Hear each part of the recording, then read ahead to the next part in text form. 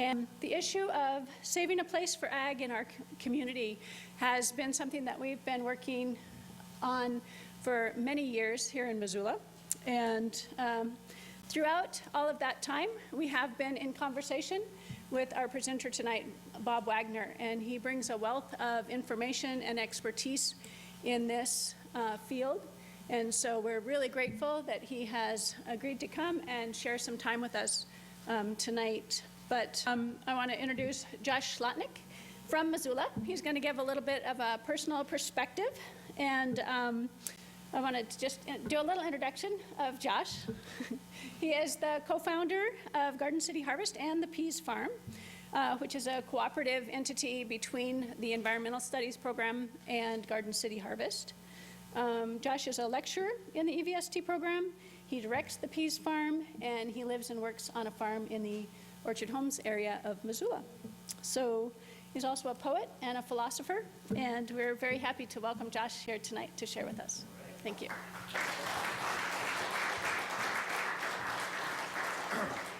So I'm just going to talk at you, if that's all right, rather than the microphone. And I just broke my glasses a few minutes ago, so you all just sort of look like fish swimming in a green sea.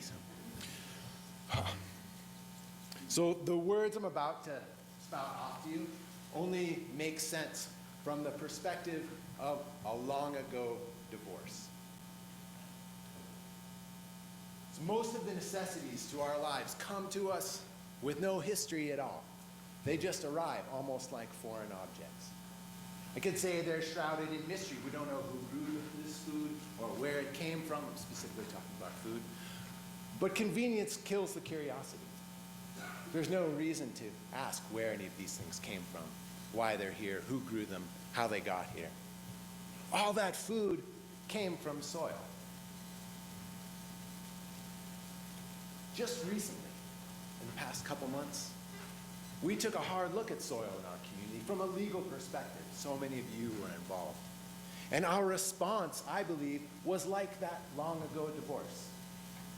When you run into someone you used to have a relationship with, but so much time has passed, when you run into them now, you don't feel anything. You're over it. It doesn't matter. You've learned how to live just fine without them. We ran into soil legally just a couple months ago, and our response was just like that. We've learned how to live without you just fine. We've moved on. We don't really need you. That sense of divorce from soil, that is a fiction. So hold that in your head. I'm going to give you a little soil biography, and then we'll come back to this. Here's the soil biography. The sun shines down, plants grow, and then they die back. They decompose. As they decompose, they make soil, and that soil makes more plants, and that grows up and dies back and makes more soil, and the whole thing goes round and round, and it gets kind of Harry Potter-y here, a little bit magic. Death begats life. And what's really amazing, even more amazing than the fact that this thing is solar powered, is that it runs on a surplus. A huge surplus. Those plants that come out of the soil, they become animals. The grass on the side growing in the cracks of the sidewalk, big giant trees, they even become us. That surplus, that's like the cream you can skim off the top of fresh milk. That cream, that is all that there is. It all comes from soil. We can no sooner be divorced from soil than we can be divorced from ourselves. So when faced with this question of preservation, we rarely hear someone say, "Oh, I'm not for preserving soil." We didn't hear any of that. We will never hear any of that. But you do hear different methods. And within those methods, you can hear some prioritizing about how important this is or how not important it is. And if you believe that biography of soil, it is all that there is, and we are of that too. Preservation makes absolute sense. When we understand we cannot be divorced from it, and it is our obligation, if we're going to speak in this metaphor, to be husband to it, because it is us, and we are it. And given that, I believe now is the time to roll up our sleeves and get busy on figuring out how to put ourselves back together and preserve this. And the man we have with us tonight, Bob Wagner, has been doing just that for 20 years. Now I have to violate all rules of public speaking and look at notes. I'm sorry, because I have not committed Bob's biography to memory. Here he is. Bob Wagner is the Senior Policy and Program Advisor for the American Farmland Trust. Bob draws on 30 years of experience at American Farmland Trust to create and promote state and local farmland protection strategies nationwide and to oversee AFT's land projects and easement stewardship activities. He has represented AFT in the development of farm and ranch land protection programs in Pennsylvania, Massachusetts, Vermont, Kentucky, New York, Hawaii, Texas, Wisconsin, and Ohio, and hopefully soon Montana. He's the co-author of studies such as Investing in the Future of Agriculture, the Massachusetts Farmland Protection Program. Bob contributed to the national guidebook, Saving American Farmland. He writes frequently for AFT's blog, The Farmland Report, and he speaks at local, state, regional, and national events. And now he's here to talk to us. Thanks.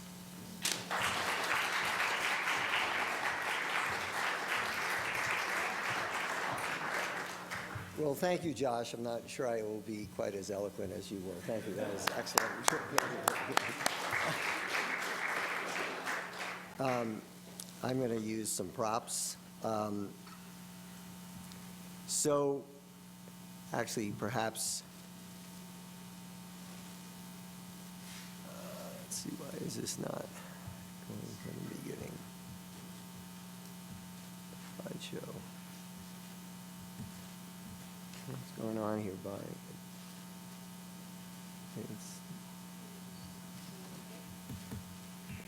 Yeah, but it's not, nothing is, your computer is not responding.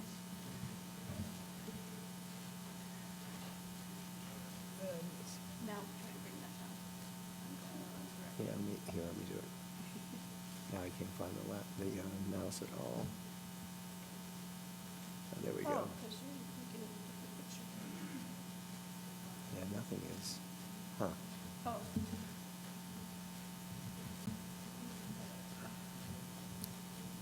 Oh. So this is what we were hoping wasn't going to happen when we were setting this up. But now your computer is frozen. That's a drag. Can I start? Yeah. I'll play with this a little bit. Okay. Yeah, so we're not sure what happened all of a sudden. We can maybe get canceled there and start over again.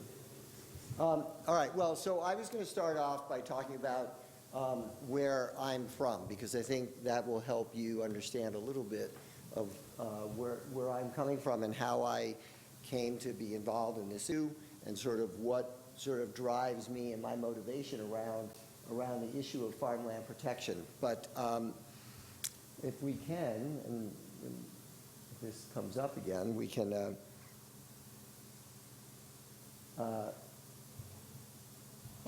anyway, so I live in the, I'm from Massachusetts, and I live along the Connecticut River, the Pioneer Valley of Massachusetts, which is a very fertile agricultural area that some of you may be familiar with. It's north of Springfield, Massachusetts, between Springfield and the state of Vermont.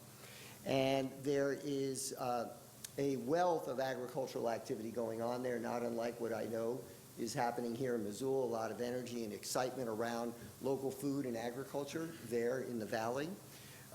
It's a absolutely gorgeous space with a lot of fabulous agricultural soils. In fact, most of the valley is what is known through the U.S. Department of Agriculture's Natural Resources Conservation Service as prime agricultural soils. These are Hadley silt loams.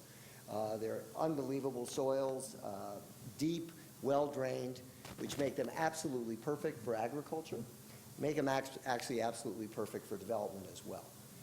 That is one of the challenges that we have when we think about soil and we think about protecting agricultural land, is that while we may not think so much about soil as it relates to farming, we often, the person on the street or whoever, or a developer, is thinking, if not at top of mind, they are thinking about soil, because it's Just as soil is the raw material of agriculture, really when you get right down to it, soil location is the raw material of development as well, because flat, well-drained land is perfect for building development. So now we've got this. So, and we have it on one of the slides. Well, anyway, so that's the Pioneer Valley. At least I can show you that picture. That's the Connecticut River. My hometown actually starts a little bit on the right-hand side of that picture, about where those trees and the fields meet. Most of that land that you're seeing in that picture, as I said, is Class 1 prime agricultural soils, and most of it is protected. Most of it is protected primarily through a state farmland protection program, where these landowners, farmers, voluntarily sold conservation easements on their land to protect that property in perpetuity. In the last 25 years, this area has gone from one that was primarily dairy farms and in many respects underutilized farmland, hay, crops to supplement and to support the dairy operations, and also turf operations, which was really sort of fascinating when I moved to the valley, that you'd see these absolutely gorgeous farm fields, and it was just turf operations, because the farmers, the agricultural economy in Massachusetts was pretty bad in the late 80s. But because this land had been protected, these farms have now been transformed into absolutely fabulous direct-to-consumer vegetable operations. There's vineyards. This farm on the left that you can see, those old stakes that you can sort of see, little white stakes, those are old tobacco fields, and those were the stanchions in which they would put the shade cure tobacco. They put the cheesecloth on those, but now that's growing a whole host of other crops. But that particular farm actually now has a corn maze. So they've got some agritourism.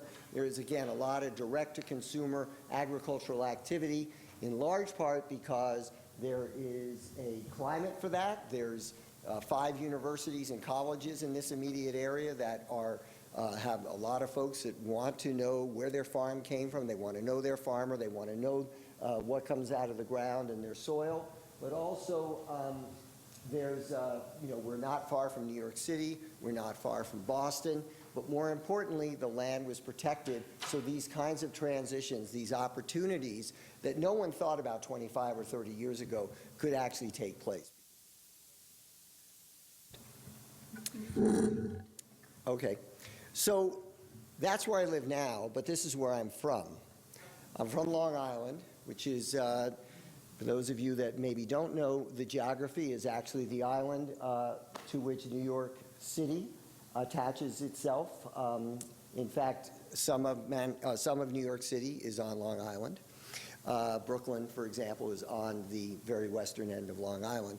And while Long Island can be defined as a very, very urban space, as you start to get to the town of Patchogue, you can see there on the southern shore, east to Riverhead, and then to the north and south forks, that's all agricultural in nature. And so when I was growing up as a kid, I grew up in what was a farming community and a fishing community, and I watched as I was growing up that community completely transform into a suburban community.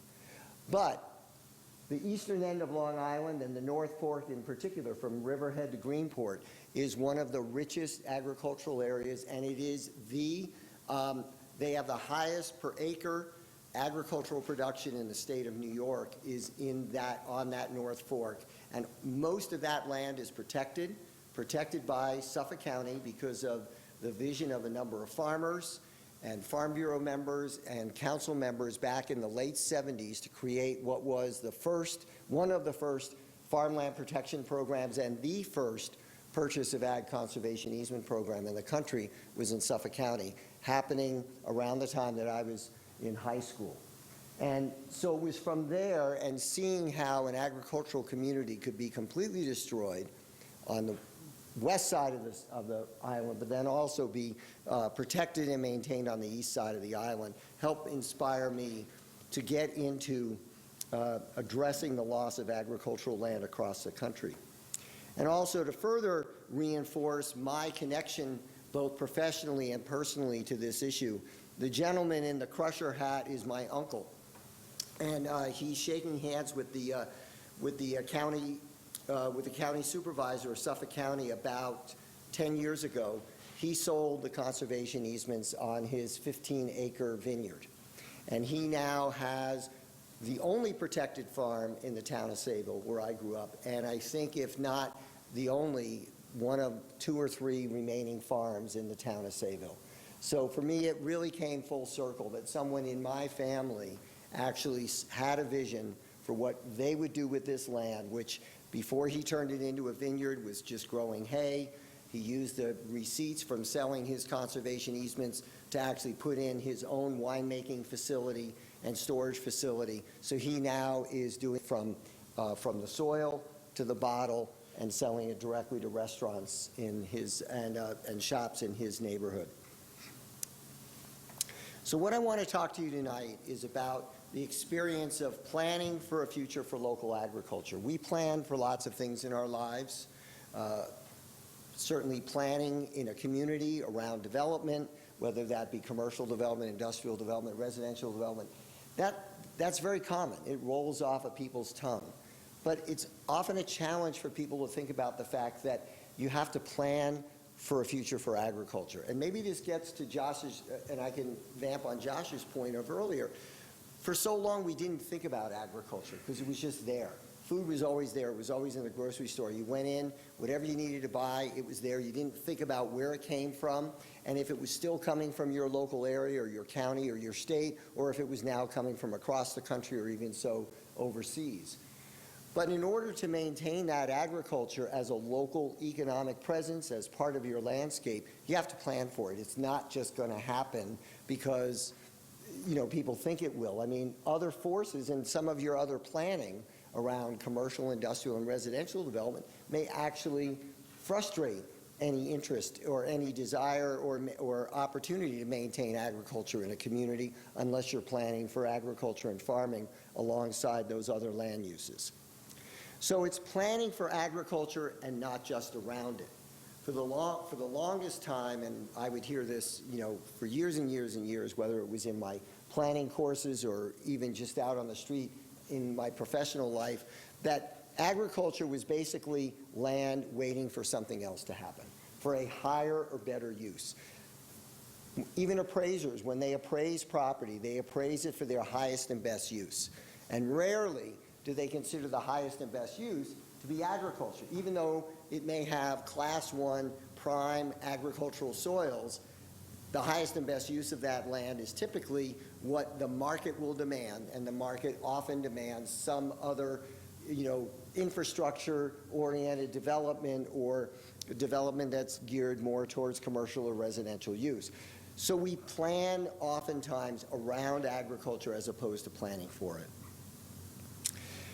So I like to show this New Yorker slide because really the loss of farmland around the country is not something that just happened in, well, except for perhaps the immediate response to the returning vets from World War II, when you had Levittowns and large subdivisions, much as I actually saw happening before my eyes in that next wave of folks that were moving even further out onto Long Island. But other than that, farmland isn't lost in like huge, you know, wave of like a tsunami of we're just going to develop all this land. It's really been a death by 1,000 cuts. And just as this gentleman says that he has this dream of buying a little farm and then selling it off by piece, in many cases that's what's happened. Sometimes the farmer sells that farmland off piece by piece to maintain the farm and to maintain the opportunity for that farm to stay in the family. They may sell a little bit of the non-productive land. They may have to provide an acre or two here and there for a child or a family member to have a house on the farm. But before you know it, particularly if the economy isn't there to support agriculture, piece by piece, they've sold off and developed that farm, so it's lost forever. Contrary to the gentleman who wants to buy the farm and sell it off piece by piece, I want to introduce you to the Williams family. The Williams family are very close friends of mine. Darrell Williams and Lucinda Williams, not the singer, are the mother and father. This is actually an old picture that I took of them. The daughter in Darrell's hands is now 21 years old. But Jackson, who's in the middle there, is going to be the 12th generation on this dairy farm. It's the last dairy farm in the town of Hatfield where I live, but we have 25 farms in the town of Hatfield. All of the other 24 farms are direct-to-consumer, in some cases value-added farm operations. Darrell and Lucinda are hanging in there. Their farm was protected by Darrell's mother and father, who were then at that time would have been the 10th generation on that farm. This farm goes all the way back to a king's charter. And when I talked to the mother and father, who have now since passed away, but when I got to know Gordon and Mary very, very well when I first moved into the valley, they were telling me that they could not possibly envision being the generation after 10 or 9 generations before them that would be the one to develop their farm. That's a unique individual who is in a position and was in a position because of the work of the state of Massachusetts to make it possible for them to be able to protect their farm, stay on it, and provide for additional income for the family, which allowed, in this case, for Darrell's brothers and sisters to actually gain from the sale of the conservation easements in this case, and Darrell being able to then absorb and assume the farm after his mother and father retired. So that's really what we're talking about, that sort of death by 1,000 cuts. Well, the 2012 National Resources Inventory, done by the U.S. Department of Agriculture every 5 years, from 1982 to 2012, 24.5 million acres of agricultural land. This was land that was in agricultural use. Actually, if you just look at the broader definition of rural land, that number is closer to 40 million acres, were converted to a non-agricultural use, were actually developed. These weren't retired in, say, the Conservation Reserve Program that could then someday go back into agriculture. These lands are lost forever. And as often you'll hear, concrete or asphalt is the land's last crop. Going back to Josh's introduction, these are the soils that we need to support ourselves, to support that chain of death and life in the agricultural cycle. And if you lose those soils, you're not going to get them back. And it's not like an acre of ground here is equal to an acre of ground there, because it all depends upon depth to bedrock, what type of soils are there, what the physical and chemical properties are. And so you can't just look across a landscape and say, well, all of that's the same soil.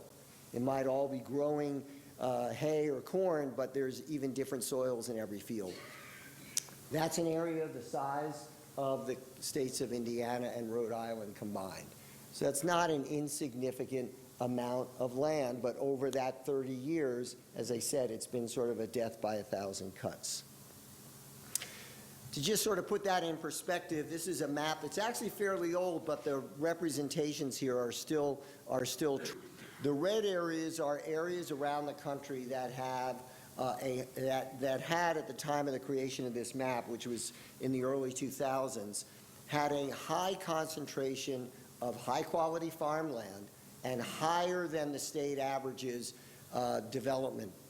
rate of development. So you can see pockets where you've got really, really great farmland, the Central Valley of California. You can see the area near where we are in Montana and other areas around the country, Indiana and Illinois, for example, Wisconsin, southeastern Wisconsin, great farmland there, but a lot of development pressure coming out of Milwaukee and Chicago. Not surprisingly, those red areas are typically juxtaposed with cities. Because we were an agrarian nation, a lot of our cities grew up around the agriculture that those cities supported.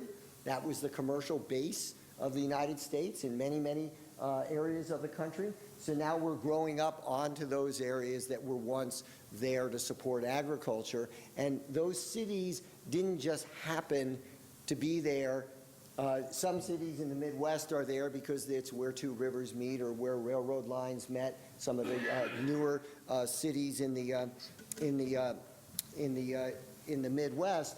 But thank you, Neva. But you know, a lot of these city areas were. No, this guy isn't working.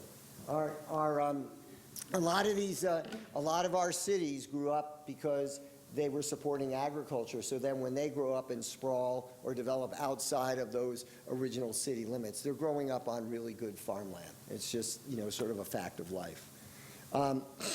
So why should we care about this? And I guess, to me, that I'm probably speaking to many of the choir here in this room, because you do care. That's why you're here tonight. I know there's been a lot of debate and discussion here in the county about how to address the loss of farmland and promote agriculture and a future for agriculture here in Missoula County, but I'll go through these very quickly. Obviously, this is a local economic activity.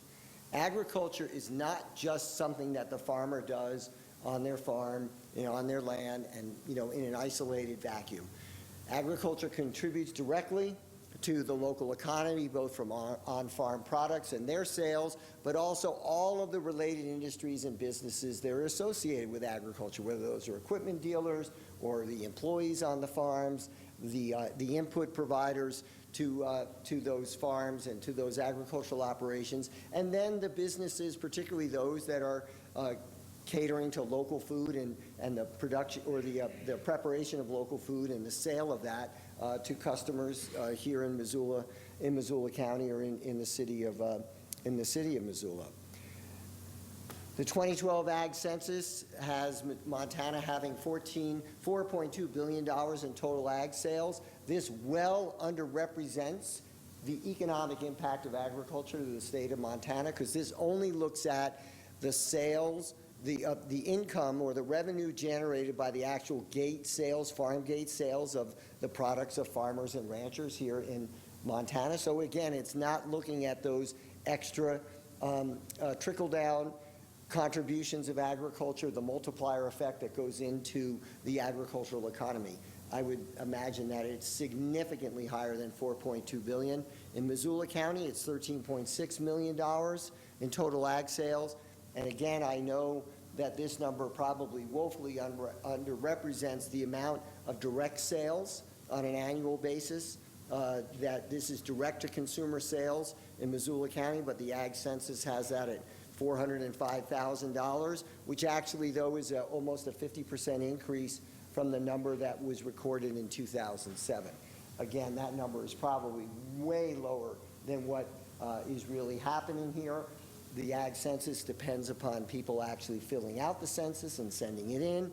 A lot of direct-to-consumer farms operate under the radar. They may not even get the Ag Census in order to fill it out, or they may be leasing the land that they're operating on, and so the owners are, you know, ignoring the envelope when it arrives. So anyway, the fact that there's been a 50% increase from 2007 suggests that there's obviously an upward trend here in the county. American Farmland Trust has looked at those Ag Census data, and then we've compared them to statistical U.S. Metropolitan statistical areas around the country, and sort of combined the data from two different sources, from the U.S. Census and then from the Ag Census and the Economic Research Service at USDA. And we found that 91% of our country's fruits, berries, and tree nuts are grown within areas that are urban influenced. They're either urban counties or they're adjacent to urban counties. Again, that goes back to my earlier point that as an agrarian nation, we are, you know, farming and living and growing within the areas where we have a lot of agricultural activity and a lot of great agricultural soils. You know, it wasn't until really recently in U.S. history that we were moving to the desert because we had, you know, air conditioning and we could deal with, you know, irrigation and water systems. We lived in temperate climates. We lived where you could grow food. We lived where we were actually growing our food.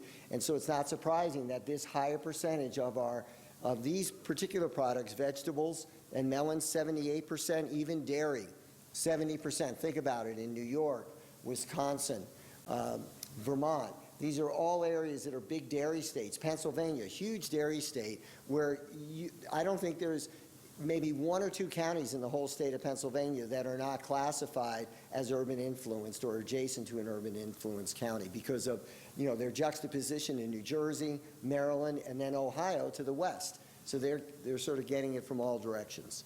Poultry and eggs, it starts to drop to 54%. But still, the foods that we should eat that are, you know, in the nutritional guidelines are foods that are threatened by the potential for urban conversion and urban development. Agriculture provides fiscal and economic stability for community because any farmer or rancher will tell you that even the taxes that they pay at use VAT under the agricultural property tax programs that all the states have, even the amount of money that they pay in local property not equal the amount of services that land demands back in terms of community services, whether that's sewer, water, fire, police protection. The studies that I'm about to show you are ones that AFT pioneered in the early 80s, and we call them cost of community services studies. The last time we actually did a comprehensive review of all of such studies that have been done around the country, and there's been about 250 now. These are the numbers, and they're pretty consistent. It doesn't matter what community you do these in, you're going to see similar, and these are the means that are up here now, is that for every acre in ag and open space, you know, forest land, open areas that perhaps are protected in, you know, within a community, for every dollar that individual pays in taxes, they demand 35 cents back in services. For residential, for every dollar paid by a residential homeowner in taxes, they demand back about $1.16 in services, because you're looking at schools. Now, the farmer's home and the rancher's home is included in the residential category. The ag open space category is only their open, non-inhabited land on their property. Commercial and industrial, of course, because it doesn't demand as much in services and it generates a lot in tax revenue, is going to be comparable, if not in some cases better than agriculture. But in agriculture, you get all of these other things. You get the food, you get the economic impacts and contributions, you also get the landscape contributions, and as I'm going to point out now, you're going to get natural resource protection values, these secondary benefits, if you will, that come from agricultural land, whether that's providing food and cover for wildlife, water quality and quantity in terms of erosion control, being a source, whether it's floodplains or a storage area for floodwaters. I was in California before I came here, working in the Central Valley. I was there exactly a year ago. Exactly a year ago, most of the Central Valley that wasn't irrigated looked like this rug. Now there are areas all over the Central Valley that are flooded, and they're flooded on farmland, which, you know, may be a problem for the farmer, but it's the farmland is absorbing this extra water and holding that extra water, as opposed to it ending up in someone's basement or causing significant challenges for a local community because of the flooding associated with it. Groundwater recharge, wastewater filters. Agricultural land is the single largest ownership. Privately owned agricultural land is the single largest category of land ownership in the United States. And so this is land that actually is owned by private individuals. They manage it. It doesn't require public contribution to its management. The farmers are managing it. Obviously, there's federal programs that assist them in conservation practices and with the commodity programs, but it is the dominant land use in the United States. But as I said earlier, quite a bit of where our food comes from is actually under threat from urban conversion and development. And then finally, there's that sort of intangible that you get from agriculture, and that is the heritage and community character. This tobacco barn here in my home community, tobacco isn't grown in our area anymore, but there's a rich historic connection to tobacco farming. The tobacco barns are now being reused for other functions on these farms, and our agricultural commission in town that I'm a member of. We work with our local high school, and the kids are developing murals around different agricultural themes. Farmers come in and talk to them about different agricultural activities and practices and pursuits. The students then come up with designs. This was the very first one they did, and develop these murals that then go up, and we put them up on the tobacco barns, and they're sort of being plastered around the community. But there's connections there. There's historic connections, there's cultural connections, there's family connections. In some areas of the country, agriculture is one of the big tourism draws, whether that's in Vermont or Lancaster County, Pennsylvania, for example. People travel there because they want to see that agricultural landscape. So as I mentioned earlier, it's about planning for agriculture and not just around it. So what does that mean? For a community and for the dialogue and the discussions that you all have been having, it really comes down to a number of items that you want to consider, that you want to build into your thinking, into your vision for a future for local agriculture. You need to have some kind of critical mass of farmland. And if I could answer the question, what is the critical mass of farmland needed for Missoula County or for Hampshire County, you know, I'd be a rich man, because you don't know. I mean, when I first moved into the town of, into Hampshire County in the town of Hatfield, as I said earlier, most of it was dairy farming and these turf operations, which were very land extensive. So if you were talking about what's the critical mass of agriculture absolutely necessary to maintain that agricultural economy in Hampshire County, it would be very different than what you might end up coming up with today, where you've got a lot of small fruit and vegetable operations. But you still need to be thinking about how much farmland is absolutely necessary to support enough agricultural operations and the infrastructure and the businesses that support those agricultural operations, so that the whole synergistic body of farming can survive. Because at some point, if there's not enough farm operations, because there's not enough farmland, those farms are going to go out of business.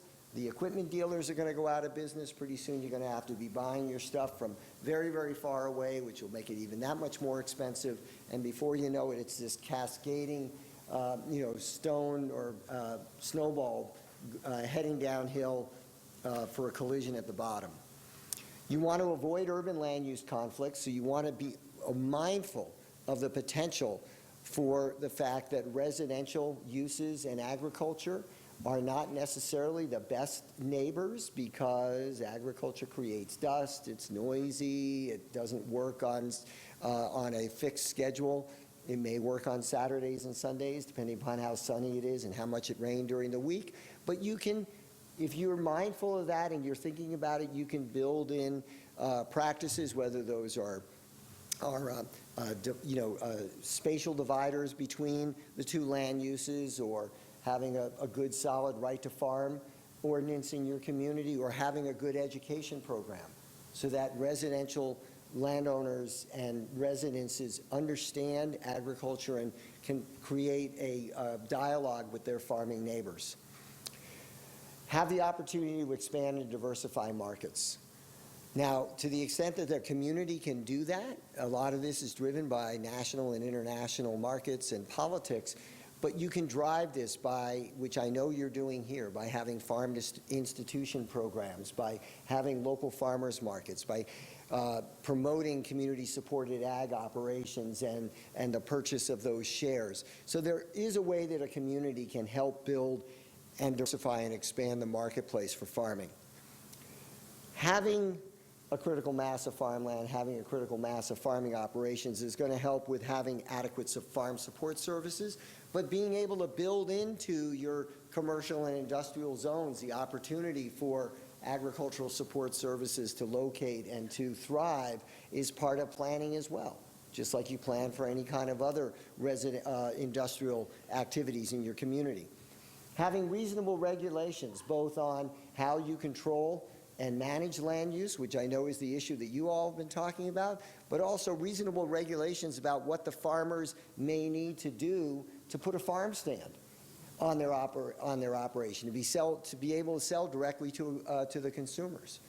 In Massachusetts, a town cannot restrict up to a certain size the sale or the facility in which a farmer sells farm products grown on their farm direct to the consumer. So you can have a farm stand. You can't have a convenience store, but you can have a small farm stand where cars pull up on the side of the road or maybe pull into your driveway or whatever, and you can put it out there for people to buy directly from your farm stand without having some unreasonable regulation that on the one hand you're promoting agriculture and farmland, but on the other hand you're unwittingly actually putting the brakes on it by not allowing the farmer to be able to sell their product direct to consumers or maybe move their animals or move their equipment on your roads. Promoting ag investments by providing education and other opportunities in your community. And then finally, organizations like CAF and others that actually are encouraging and helping with new ideas about farm transition, farm transfer, which is very critical now in the United States as we're beginning to see the aging population, the continuing aging population of the farm sector, so that there's opportunities for new farmers, whether within those farm families or others that want to get into agriculture, be able to access that land. So a couple things I want to just make sure I get out there. Farm and ranch land protection does not equal no growth. There is the opportunity to assimilate farmland protection into the planning for growth and development. You just have to plan for agriculture as you would plan for growth and development. And another one is that it's not just open space. And this gets back to what Josh was talking about. I mean, a lot of people would look at this picture and drive by and go, oh my God, that's beautiful. Well, the reason it's beautiful in many respects is because of the soils that are there. The fact that you can grow, in this case, a nice hay crop or have a nice pasture for your cattle. These are active working landscapes that happen to also be open space, which is a good thing. And it also provides probably good cover for rabbits and birds and opportunities for hawks to get the mice to come out of that cover. But it's really a working landscape that's driven by the soils and then the farmers and the farm families and those operations that develop on that land. So the toolbox that you want to look at to protect agricultural land and to promote planning for agriculture is very diverse, because no one item is going to get the job done. Of course, farmers will tell you that as long as I get the price that I should get for my product, that I can get a living wage off of the product I sell, whether that's to the wholesale commodity market or to the retail, direct-to-consumer market, then everything's going to be fine. And that's true in many respects. The problem is that we also, as a community, can make decisions that can frustrate that. And no matter how good the price of corn is, or the price of wheat, or the price of tomatoes at the farmer's market might be, if there are other things that we're doing that are actually frustrating the opportunity for the farmer to be able to actually operate in your community, they're going to pack up and move, or they're going to retire. And that happened all the time in the Northeast. I mean, I met many farmers when I first started working on this issue in Connecticut and Massachusetts who were selling their farms in Connecticut and Massachusetts and buying farms in Western New York because they were just fed up with dealing with their communities that were outright hostile towards them as farmers and having, say, their equipment on their roads or, moving their cattle across streets and that kind of thing. So here's just as I said, this may not even be the most comprehensive list because there's always new ideas coming up. In fact, every one of these, except for planning and zoning, are probably in right to farm laws. Most of these are creations from about the mid-1970s on. So these are not very old. Whether these are right to farm bylaws or ag districts, which are sort of temporary holding areas where a farmer and rancher has the opportunity to commit to keeping their land in agricultural use for a certain period of time, sometimes a couple years in some states, in California, and it's 10 years in Wisconsin, it's 15 years, and in return they get certain benefits. I think you're all probably familiar with the agricultural conservation easement and either the sale of that, the purchase of ag conservation easements, or the voluntary donation of an ag conservation easement. Sort of a modified version of that, actually ag conservation easements on steroids, is transfer development rights, which is a very, very interesting concept that requires a lot of planning, a lot of commitment on the part of the community, both for where you're going to develop farmland or land and where you're going to protect land, and combining the two. There's mitigation ordinances, which I know is something that you've been talking about here, and zoning and subdivision bylaws. All of these fit in to this sort of, this fabric, to this quilt of what's necessary to provide support for agriculture and a future for farming. And last but not least is to have some kind of local commitment to economic development strategies and incentives. And again, whether that's creating opportunities for farmers markets, allowing for farm stands for direct-to-consumer sales on the farms or ranches, providing or promoting farm-to-institution purchasing or farm-to-school purchasing, requiring that, so that when a product is available from the county or from the state, that has to be the first purchase that's made by, say, a local public school before they go out and look for that product elsewhere. So this toolbox is varied. It's extensive. There are communities all over the country that have relied on one or two of these. There are some communities that have relied on many of these.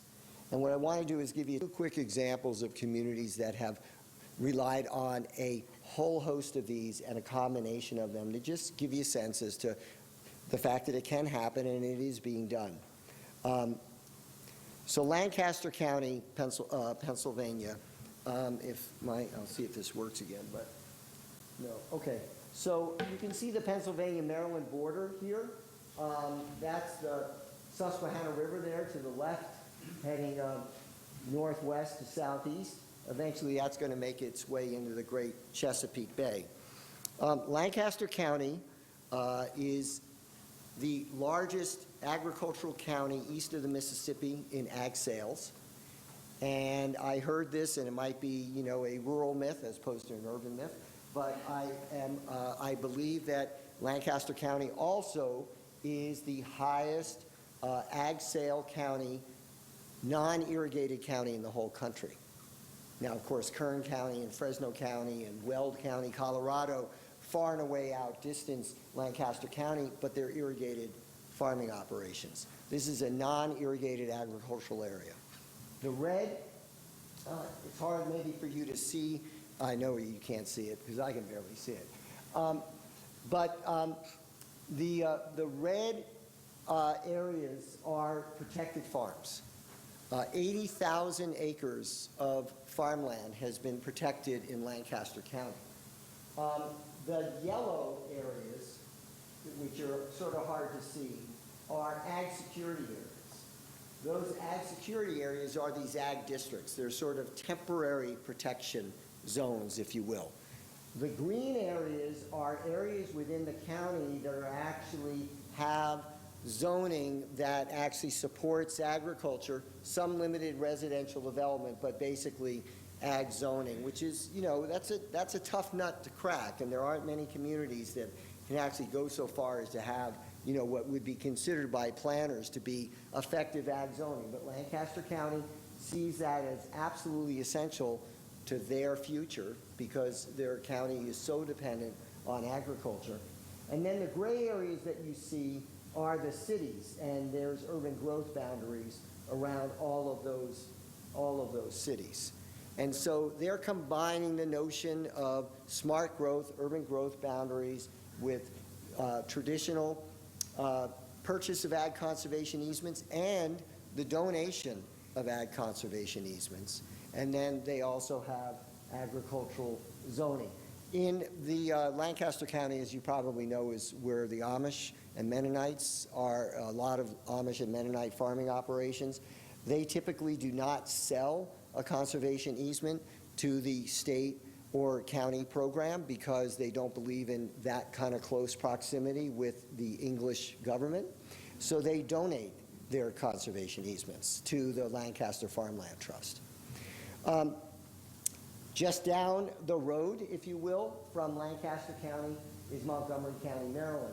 That nice, sharp right angle right there is Washington, D.C.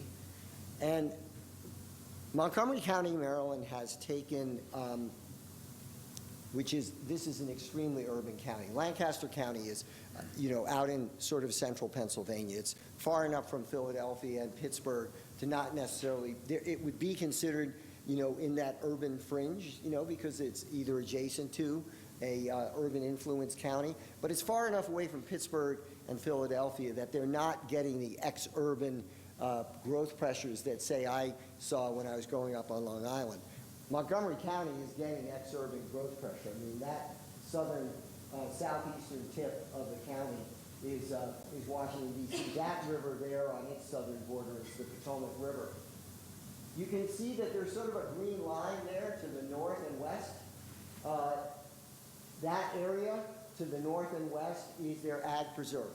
That is where the county is promoting farmland protection through a variety of activities, not the least of which is the voluntary donation of conservation easements to the Maryland Environmental Trust, the sale of conservation easements to the county program and state program, but then also Montgomery County has the most successful transfer development rights program in the country, which is sort of an ag mitigation program, if you will. I described it earlier as ag conservation easements on steroids. It's sort of an ag mitigation program on steroids as well, in that the farmers are allowed a certain amount of development on site, but then they get credit for what they would have been able to have developed or how they would have been able to develop their land before the program went into place. And so very simply, what the county did was, at the time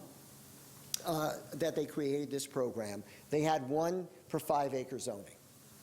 So if you had a 20, let's make it simple on me. If you had a 20 acre, if you had a 100 acre farm, you could build, recognizing that not all of your land would be eligible for development because of steep slopes and wetlands and stuff like that. But let's just pretend that it's an absolutely clean piece of property. 100 acres, 1 per 5 acre zoning, you get 20 houses. When the Transfer Development Rights Program came in, they reduced the amount of on-farm development or on-site development that you could do to 1 to 20 acres.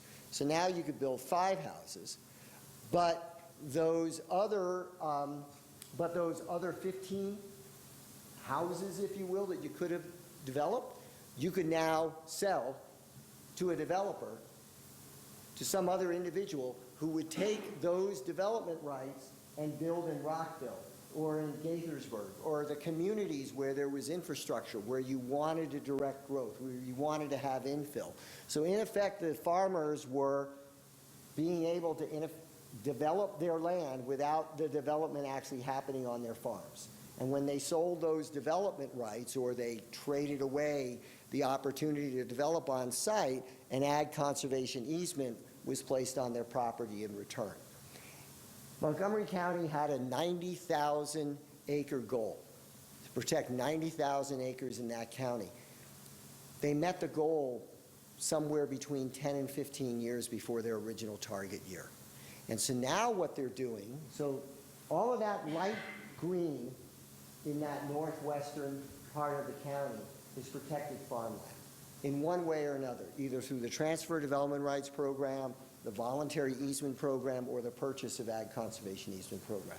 So what they're doing now is they've created a program where they're going back to the farmers that now have the 1 unit per 20 acre, and they're looking to actually purchase those easements or figure out a way to negotiate the retirement of those development rights so that you don't have some of that scattered development that you might have, that you otherwise might have out in that very, very rural agricultural area. The other thing they did was they created a very, very aggressive ag economic development program. In fact, their farmland protection program sits in their their county's economic development office, because they don't see the protection of farmland as an open space activity. So it's not in the Parks Department. It's not in some conservation department that they have at the county offices. It's actually in their economic development office, because they see agriculture as significant a part of the county's infrastructure as the DC Metro and the Beltway and sewer lines and everything else that goes into maintaining an urban-rural environment like you have in Montgomery County, Maryland. So it's definitely doable. It's possible.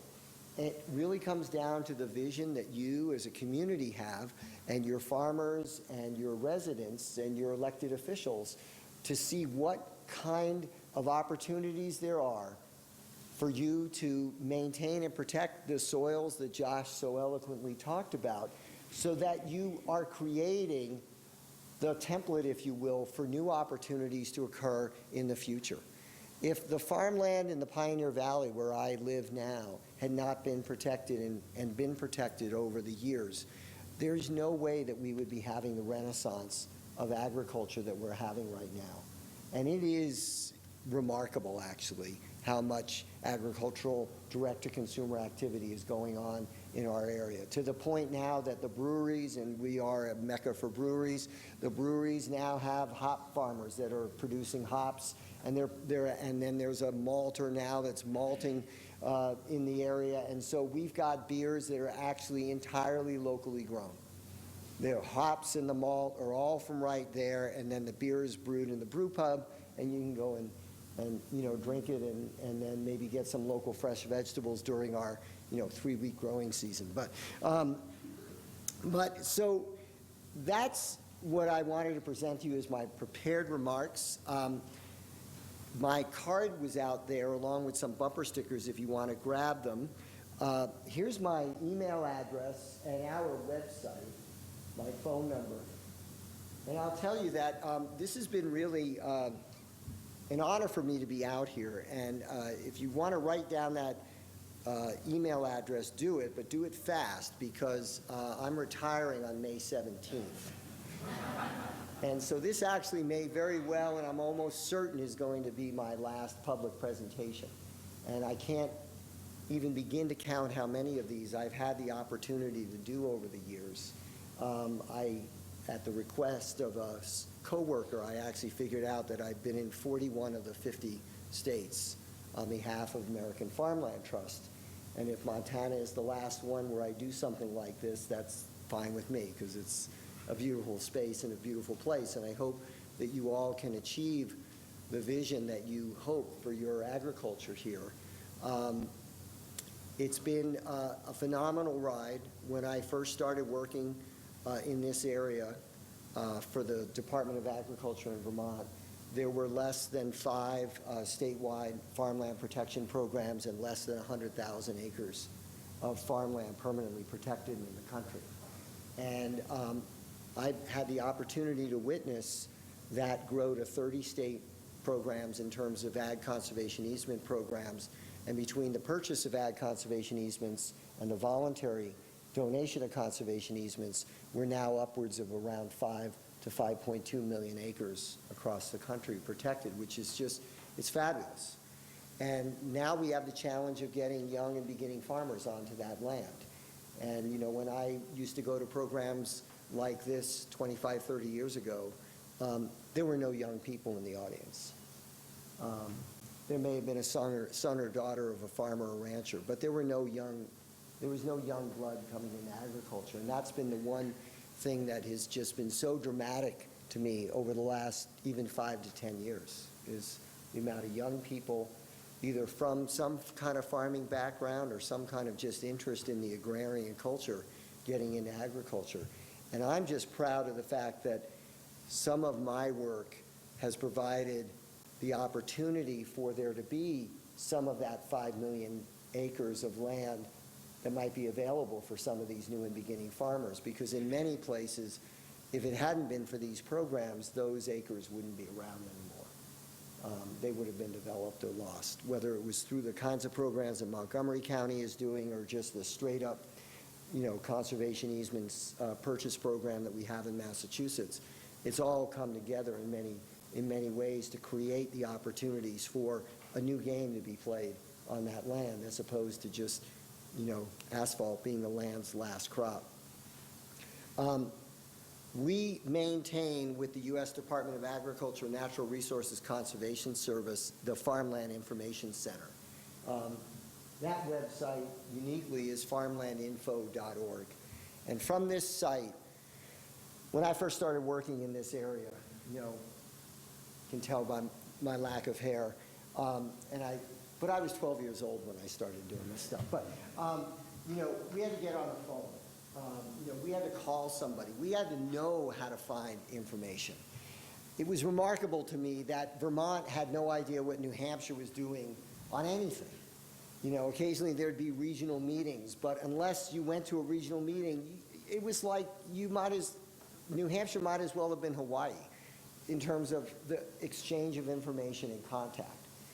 The internet, of course, has, and social media has exploded the opportunity. And to not know what's going on, even in the next county or the next state or in Hawaii, is now almost a shame on you, because it's so easy to find this information, to find other resources, to be able to talk to Skype with, to understand, so how is it really working? Really, you're doing that? This isn't just, some talking head making this up? When I first started at this, it was the 50-mile rule. If you were 50 miles away from home, you could pretty much say whatever you wanted, because no one was going to know that, well, he's blowing smoke, but you can't do that anymore. But it's because of that you have the opportunity to exchange this kind of information and to learn from what other people have done, from their studies, their reports, and that's what we do at the Farmland Information Center. It's a repository for studies and maps and ordinances from Maryland, from Lancaster County, from Iowa and their Young Farmer Tax Program, Nebraska's Young Farmer Tax Program, to the initiatives in Nova Scotia. I mean, we try and capture as much as we possibly can here so that you have one place to go, and then from there you can then make contacts on your own, or you can call the Farmland Information Center and they'll help you make those connections. That's what they're there for. So with that, I'd like to thank you all for having me, and certainly open it up for any kind of conversation or dialogue or questions. Thank you.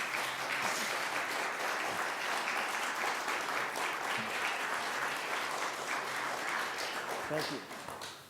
So, any questions or comments? Yes, sure, go ahead. I got a question for you on different studies you may have ran across or been involved with, and wondering if you've ever seen any studies that show the effects of ag mitigation regulations on land value. Okay, so anytime a property comes under any kind of, regulation or ordinance or whatever, it's going to have an impact on value. That value could go up because as much as it might go down or maybe have a neutral impact. Because, of course, if an area right now is zoned, say, 1 unit per acre, and it gets zoned 1 unit per half acre, you just, potentially increase double the value of that land. I mean, it's just, sort of the natural fact. What I will say is that from an agricultural and ranching perspective, in terms of the value of land, and there's no question that farmers and ranchers are land rich and cash poor in many respects. Their land is, often, first thing a farmer will tell you is their land is their retirement, their opportunity to, if they're not going to pass the farm on to their children, have the opportunity to cash out, if you will, and have some money to retire on. But when it comes to the ability to borrow against that land for agricultural activities, a Farm Credit Service Agency or the Farmers Services Agency at the federal government, USDA, they're lending money based on the ability of the agricultural business to repay that loan. So if there's some restrictions placed on the land that have an impact on future development, that might have an effect on, how much that cash out might be, but it won't materially have an effect on how much the land is worth to the farmer for farming and ranching purposes, because the lender is only going to lend based on the ability to repay as a farm or a ranch, not whether you can repay your loan by having to develop your land. I mean, if the only way you can repay your loan is by developing your land, then you weren't getting a farm loan, you were getting a development loan. I mean, that's really what it's all about. Now, as I understand the idea that is being floated here about having, clustering development or conservation development, as it's called in some places, or, requiring that the loss of agricultural land be mitigated either on-site or off-site through, a payment in lieu or something like that. If the developers, or if there is a demand for development, for housing, for the type of housing that would otherwise be supported by these properties, for people who want to live in Missoula County or in the city of Missoula or in this area because it's so beautiful and has so many amenities associated with it. The developers will adapt to those rules. And they'll adapt to the marketplace based on what those rules or those regulations might allow, or the subdivision ordinances might allow. And so if they have some kind of predictability over what they can do, what they can't do, so they sort of know what the rules are, and those rules don't change midstream, then they're going to design their developments and design their marketing plans based on what they're capable of building on that land. And it's just, I think that's just the way business works. I mean, it's the way, it's like I'm on the planning board in my town. And, this guy buys this farm land that has an onion storage facility on it. And he knows damn well that he bought it because he wants to put a commercial manufacturing facility in the old onion storage facility. But the local zoning doesn't allow manufacturing in this zone. So they buy it and then come to the planning board wanting the area to get rezoned because, I can't do what I want to do with my land. Well, you shouldn't have bought it because you should have read the rules. You should have known what the rules are. They're very clear what they are. It's an ag structure. It's in an ag residential zone that doesn't allow manufacturing. Non-agricultural manufacturing. Agricultural activities are allowed on this property. So it's like, so they could be arguing that, well, I can't get as much out of my land as I could have or whatever. Well, they probably should have read the rules before they bought the property in the first place. I mean, it's just sort of the way it works, unless you want to be Houston and you can do whatever you want, wherever if you've ever been to Houston, I mean, you've got, churches and convenience stores and Walmarts and everything all just sort of jammed together because there's absolutely no zoning whatsoever. And so everybody does whatever they want to do wherever they want to do it. And so you create situations where you've got, little kids walking down the street, there's houses and then there's a big shopping mall and then there's houses and a big shopping mall. I mean, it's crazy, there's an opportunity for people to be able to gain from their property rights without it necessarily dividing the community and creating a community that in the end you don't want to live in. Yes, John. So, Massachusetts has a famously aggressive agricultural preservation law. The purchase of ag conservation easement, and then there are some mitigation. There is some mitigation requirements depending upon the quality of the soil. Yeah. So what has been the effect of this ag land preservation on the property values of non-agricultural land and on non-agricultural businesses? Has there been a measurable economic effect in this experience? Well, I guess the question was, does our aggressive ag conservation easement program or our farmland protection programs in Massachusetts, what impact has that had on non-agricultural property owners? and economic endeavors in general? Well, if we go back, if we go back to my original slide, and just to show you this, I mean, I'm on the regional chamber, a regional chamber study committee, and we are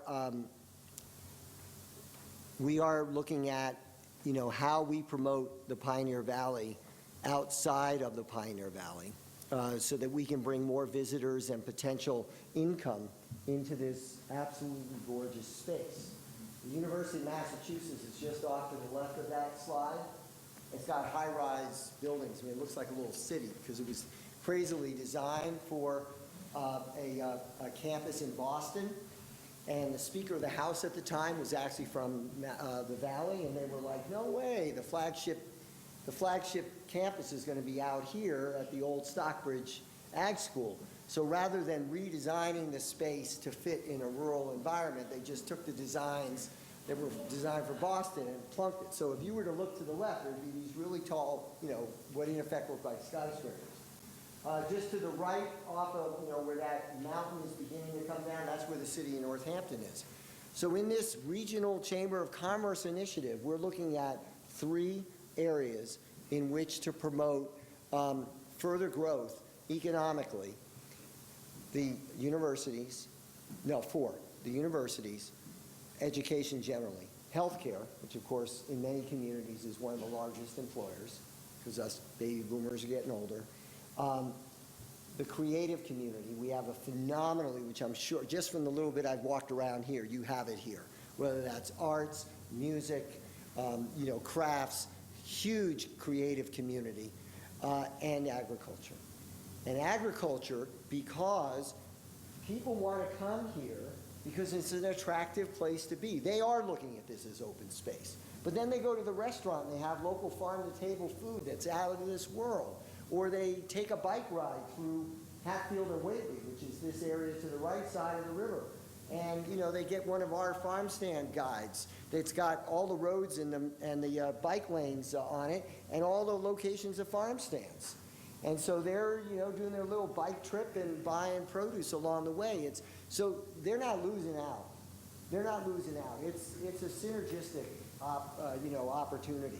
And the folks that I'm working with, whether it's the university president or the board chair of the local regional hospital, they're all over this ag stuff because they're providing the food in the cafeteria at the hospital. And they feel like that's very much a part of their health regime, is to provide local food to their employees and to their patients. So they're not losing out. Not at all. Any other questions or comments that people may have? Yeah. Just a clarification, you brought the Montgomery County example. You talked about farmers basically selling their development rights to be developed in other places. Right. Who owns the land in the other places? How does that work? So if I may use you as an example, you're a small developer who bought a lot in Gaithersburg that had the potential for, say, 4 buildings on the property. If you went out and bought development rights from a farmer, you could add another unit or 2, depending upon what the density bonuses were on the property that you owned in Gaithersburg. So you have to come to the planning board. You come to the planning board with a plan for 6 units. And they look at you and say, hey, Charlie, you can only put 4 units on this. You go, oh, no, wait a second. I've got, my paperwork and my credits that I bought from, so-and-so. And those are all managed by the county so that someone isn't out there buying the same acre of farmland over and over again. And then the developer says, and with the planning board goes, oh, okay, yeah, so you can put in 6 units. We're going to require some buffering here. Maybe you need to redesign this driveway or whatever. But, and that's the advantage to the developer, because those extra 2 units are almost all profit. Because most of what they had to do was going to be in the 4 units to begin with. So now they're getting 2 more where they otherwise only got 4. Yeah. But I assume the whole county zone, right, that determines that they actually have development rights Yeah, so in Montgomery County, which is different than a lot of areas where, you have, county and city governments and rural areas, they have zoned, so they're zoning out in the rural areas as well. That's the 1 to 20 unit development density. And then the other areas, particularly those areas that are on the metro, the DC Metro and along the Beltway and others, are zoned, more aggressively for denser development. But they're not giving it away. If you want to get the most dense development allowable, then you have to go by development rights. And believe me, these, when people hear the phrase dense development, they think, oh my God, that's got to be awful. I mean, we're talking about extremely unaffordable dense development in many cases. I mean, Montgomery County has got a very, very strong affordable housing program and initiative as well. But these development zones are in Chevy Chase and some of the high-end suburbs of Washington D.C. Now, of course, not every community is going to have that kind of opportunity. I mean, you've got the magnet of Washington D.C. creating opportunity for housing, but you can. I mean, if you live in an area, if your area is desirable for people to live in, then it's desirable for a lot of reasons, not the least of which is the agricultural sector and the landscape that comes along with that farming sector. And so just like you have to buy a ticket to get into the movie, you basically have to, there's going to be, sort of rules and opportunities in which, if you want to operate in this community, here's how you're going to do it. And we're not saying no, but you're just going to do it this way because these things are really important to us. And, on Cape Cod, those things that are really important are ocean vistas and osprey nest areas and things like that. And in an area like Missoula, it's access to the Clark River for fly fishing, but it's also agriculture and the agricultural resources that are here. And avoiding that death by 1,000 cuts is absolutely essential, and that's what planning for ag is all about. Yeah. Do you have any examples of places where the TDR has been implemented ground up rather than start from the first grade? I'm sorry, where they've done what? Where they have implemented the transfer development rights kind of from the ground up, like implemented a WIP zone or something rather than a community that already had 20 years worth of zoning to build upon? Well, if you actually created it at the time that you're creating the zoning, that would be the best time to do it. I mean, Montgomery County had to sort of retrofit, and that was a huge issue because they were downzoning what otherwise was a 1 to 5 acre area to 1 to 20 acres. And so the transfer of development rights was in effect placated those landowners because they were still going to be able to get that value. It just wouldn't be on their property. But to do it all at once would be a perfect way to do it. Now, some communities like Hadley, which is in this picture, that little bump in the middle of the river, that's Mount Warner. And just on the other side of Mount Warner is the town of Hadley, which is where Hadley Silt Loam gets its name from, which is one of the class Prime 1 soils in the country. That's the largest ag community in the state. It also has one of the biggest commercial strips in western Massachusetts because Route 9 runs between Amherst and Northampton, and so it's basically one shopping mall after another. And so what Hadley has done is they've said to their commercial area, and this is actually not when they were creating commercial zoning, but basically what they did was they said, okay, as new commercial enterprises come in on Route 9, and this is really crazy, but this is, it's legal and they're doing it and it's fantastic. Basically, they have parking lot requirements for any kind of commercial business. Any planning is going to do that. They're going to require that you have a certain number of parking lots so that you're not like spreading the parking out onto your neighbors and into the business next door. So what Hadley has done is they've said, okay, if you want to reduce the number of parking lots that you otherwise would be required to have, you can buy development rights on protect farmland, and we'll reduce your parking requirements. But what they've done is they've said, we don't want you actually going out and negotiating with this gentleman who has a farm on the other end of town to buy 2 or 3 of his acres. We're going to determine, which I know is something that you all have been talking about, we're going to determine how much those development rights are worth, and we want you just to give us the money.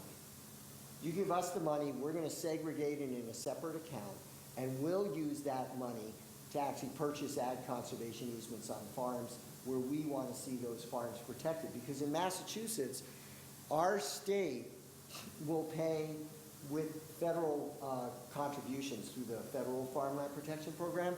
Our state will contribute generally up to 80% of the value of a conservation easement and expects the community to put up the other 20%.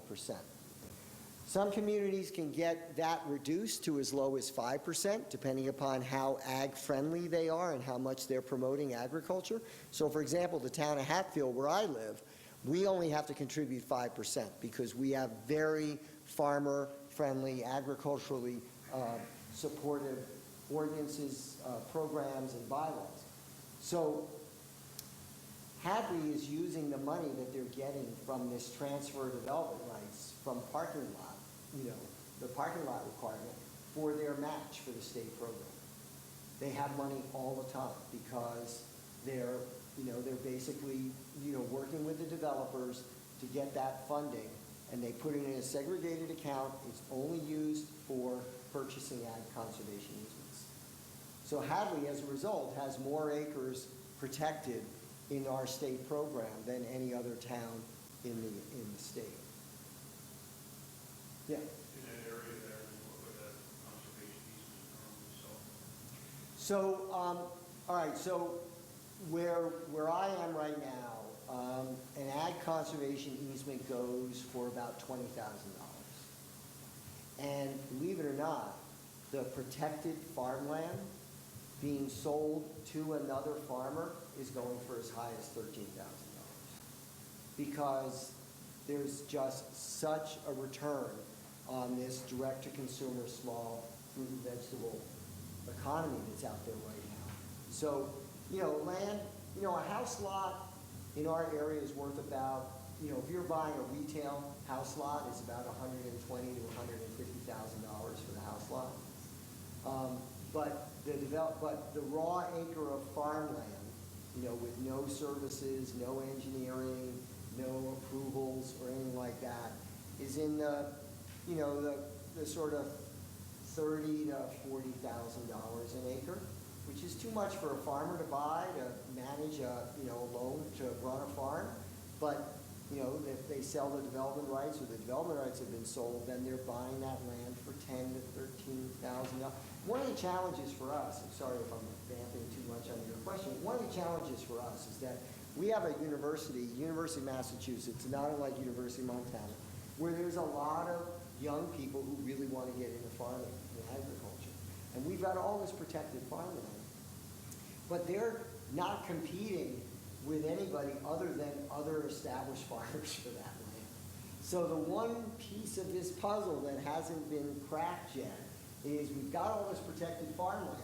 It's being actively used for farming. It's being owned by farmers, but it's being primarily owned by established farmers who, anytime one of those acres goes up on the market, they're gobbling it up, and because they've got the credit, because they've got the resources and the collateral, they can access it, whereas a young farmer may not be able to compete with them for that same acre of farmland. So we still have work to do, but at least we've got land to work with. We have something to argue about. Yeah, in the back and then up here. I'm sorry, the what? Affordability overlays, kind of with conservation easements or without. Right. Have you seen those work to make land more affordable? Yeah, so the question is about affordability overlays that are being built into conservation easements. 2 states are doing that, Vermont and Massachusetts. In fact, Massachusetts was the first one to do it. And it's called an option to purchase at agricultural value, OPAV.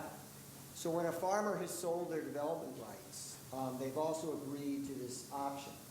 So when they go in Massachusetts, if they go to sell their farm, and they sell it to anybody other than a family member, gets transferred to anybody other than a family member, the state has the right to actually review that sale and that purchase and the price.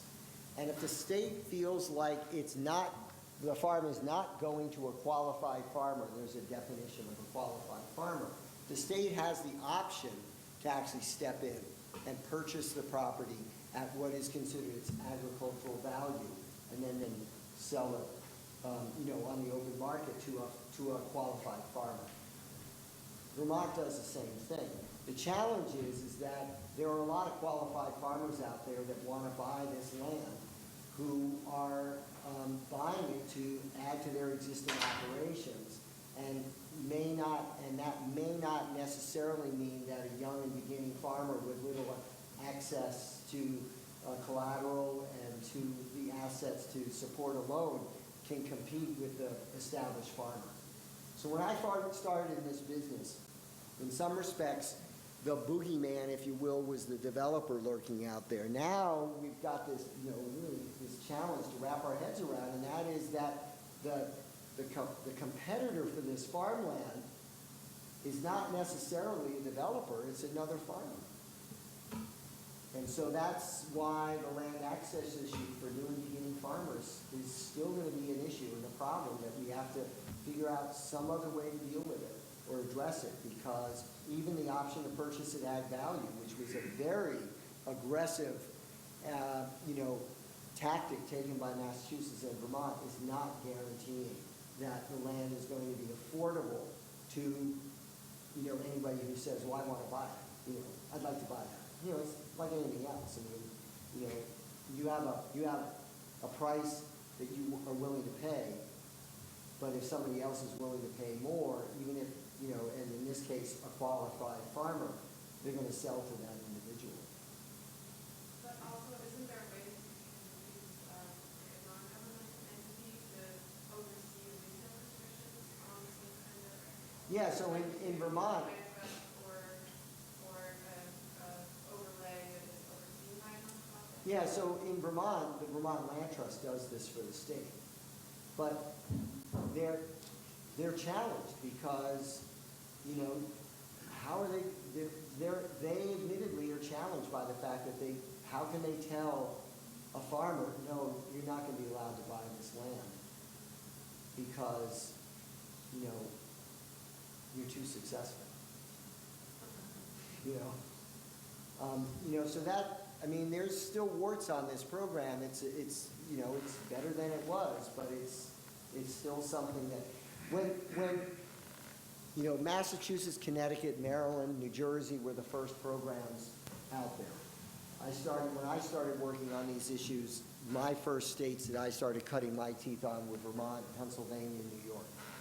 When we were creating these programs, the last thing in the world that we thought would be that there would be this other market for protected farmland other than agriculture. Now, of course, there's no question that there are people of means that are more than willing to buy a farm with a beautiful house on it or the opportunity for a house and, far and away outpay for that land than, what a farmer or rancher can afford. That's a small fraction of the amount of land that's out there that's protected. The majority of this land, from our own studies of the individual state programs and the federal farm and ranch land protection program, shows that 90% of this land is owned and managed by the operators, by the farmers. But when that land sells, even when it does sell to another farmer, it still may not be affordable to the new and beginning farmer, because they just don't have the resources and the collateral to be able to compete with the established farmer. So that's the next round of, again, I'm sort of happy that we've got that challenge because we've got land to deal with to have that challenge. So that's the next generation of this issue. I'm going to leave that up to the younger people in the audience to deal with while I do other stuff. The definition of qualified farmer, is it expansive enough so that one of Josh's students who's done their property will actually work in small farms, scale, so do they qualify as a farmer, even though they don't have to go and meet each other? So, Do they otherwise qualify? yeah, both Massachusetts and Vermont are using their farmer definition that's in most USDA regs, which is that 50% of the income of the operator comes from agriculture, from the operator, knowing that 50% of the family income probably doesn't come from agriculture because. But if you don't have the farmland, you can't. Right, You so, can't test it. right, so in Vermont and Massachusetts, what they will do is they will then look at your business plan. And they'll actually say, okay, so you want to be a farmer, show us. So you gotta show that there's some experience, that you've been working on a farm or an internship or whatever, but you've got a business plan, not just an idea. You know, you've got to be able to show that you are really serious about trying to start a farm. Yeah. Yes. I just want to be mindful of time. Huh? Just want to be mindful of time, and not Okay. too much. Yeah. Maybe answer one more question, and then we'll wrap up. Okay, all right, so one more question, then we'll, oh, I'm sorry, yeah, that's right. The question was, what's the average age of the farmer in that area? Where I am? You know, probably the average age of the operator is still 55, but there's younger family members that are actually farming the property in terms of what the ag census might tell you. But what I will tell you is anecdotally, I see young farmers in our area all the time. I'm very close friends with two very extended families. So Daryl has, well, actually 3 families. Daryl has got Jackson on the farm. Jackson is in his late 20s. There's a lot of Polish families in my area. So the Swazlowskis are there's the generation that's over 55. The generation that's running the farm right now are all women. They're all sisters, and they're all in their 40s. The Simorowski family has got, right now, when I go over to their packing plant, I can easily see 3 generations working in that packing plant, with the youngest generation being in their 20s. So there's a lot of young blood in agriculture by us.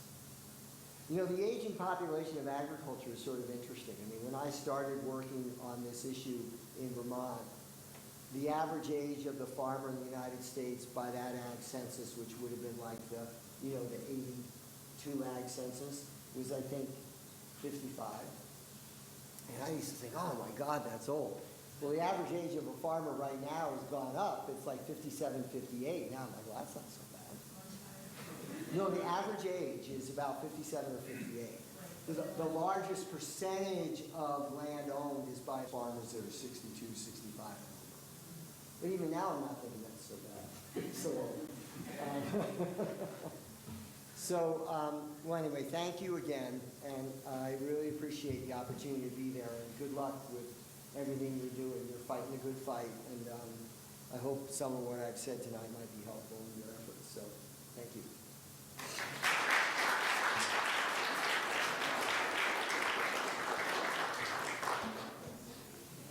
Okay.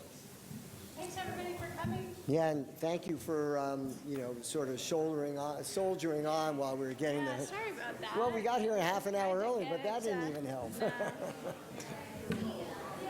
Their cords, I think it was the cord.